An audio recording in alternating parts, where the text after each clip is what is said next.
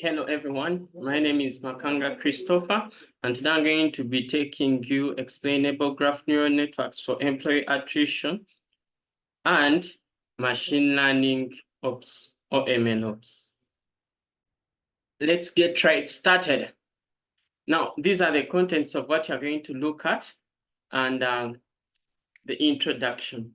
Now, what is MLOps?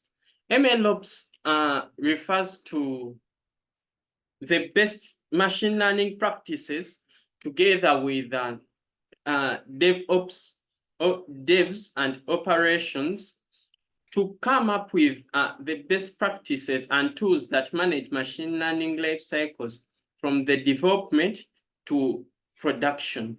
As we can see, we have machine learning here, we have devs here, and we have operations here. So together, this process is all relevant because it eases model development and monitoring. As we can see, monitoring is here and development is, of course, this part here. And then data pipeline management, as data moves from the developer through the version control system like GitHub, and then it is put out for production. Then it eases explainability and interpretability because at every step we do documentation and a lot of other things. We organize our things, and it's easy to understand. Then that eases everything. And since these processes are outlined or they are really explained, then it eases version control. Now, version control of our different models. If you want to make advancements to your model, you can always come back to it, like using GitHub or GitLab, Bitbucket, and any other thing. Then reproducibility. It also increases reproducibility. Like we see here, we can reproduce the same thing we've created today. Now, machine learning trends and techniques. MLOps trends and techniques. We have CI/CD. CI/CD is a culture of collaboration, automation, and operations to continuously improve and deploy and reduce friction between business operations or business units. Now, feature stores. Feature stores are centralized repositories that store curated features for machine learning model training. Oh, sorry. Wow, yes.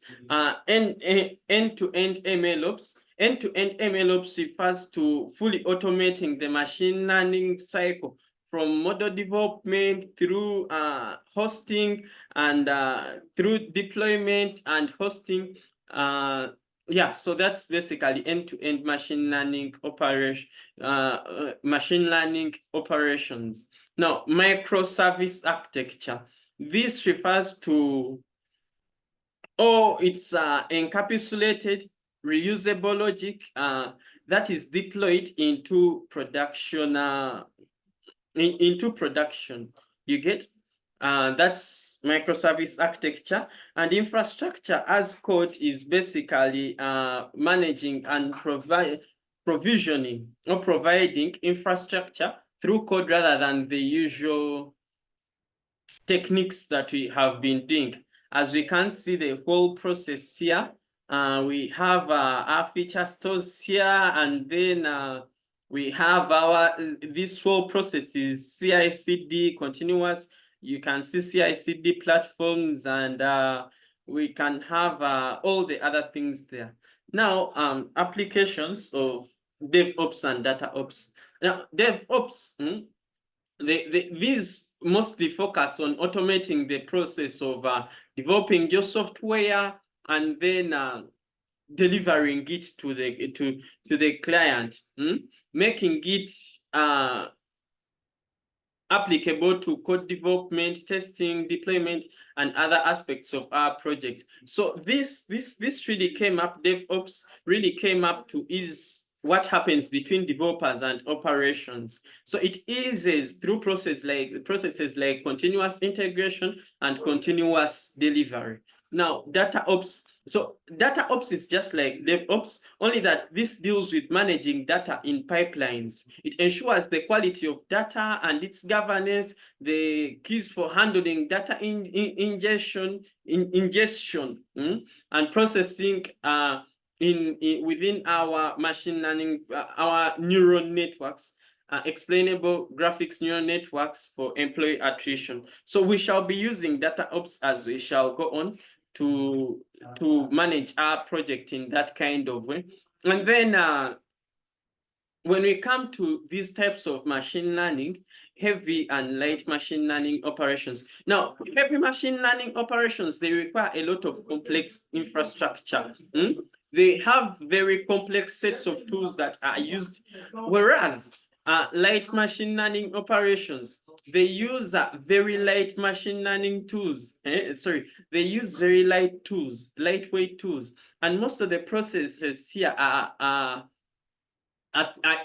happen through agile. They use agile development practices. You get you develop something, expect feedback, then go improve on what you've developed, feedback, improve on what you've developed, something like that. And it eases a lot of things because most things are automated with lightweight.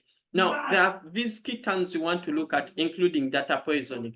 Data poisoning could be in somewhere like, let's say you have a Google Drive, and then there is this particular image file, which once put on Google Drive, it might deny you access to that Google Drive or deny you of service attack. So that's something that could happen. And then this denial of service attack could come through a person within the organization when they share something to the drive where you store your data that is not required. Now, to avoid such a problem, what we do is we limit access to our data, or we increase access controls. We limit access to our drives.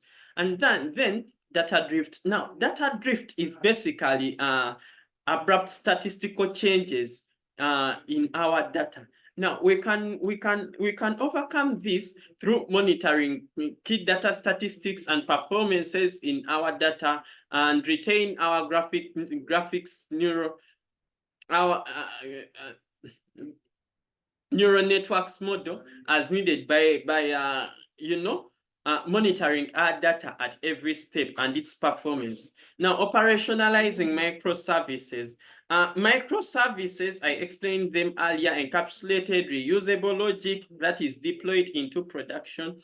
Now, we can use tools like Docker that can be used for containerization. These tools make it easy. They ease our work, so you can check more about that. Then CI/CD. Now, CI/CD, as I explained, it is continuous integration and continuous delivery. CI/CD is just a culture of collaboration and automation of these development operations. We can use tools like GitLab, Bitbucket, and other things. We keep on making changes to our code, updating it, and deploying at the same time. You get? And we have automated this whole process. Now, that's CI/CD. Now, when it comes to feature stores, they are centralized repositories. They store curated features for machine learning models. We can use tools like Feast, Hops work to centralize our features, manage them, and simplify feature discovery and reusability. Now, there are specific files that we could look at. We have the makefile. Now, this makefile is where we put all our automation. If we want to automate linting, automate reinstalling packages, we want to automate testing, makefile. Now, requirements.txt file is where we put all our packages that we want to use in our code. And we could also add them with their versions. Test files is where we write all our tests for our code. Yeah, there could be several other files, but I've worked on those few. These are our citations, resources where you can find this kind of work. And thank you for watching. I stay as Christopher Makanga. Big up. You can leave any comments in the comment section.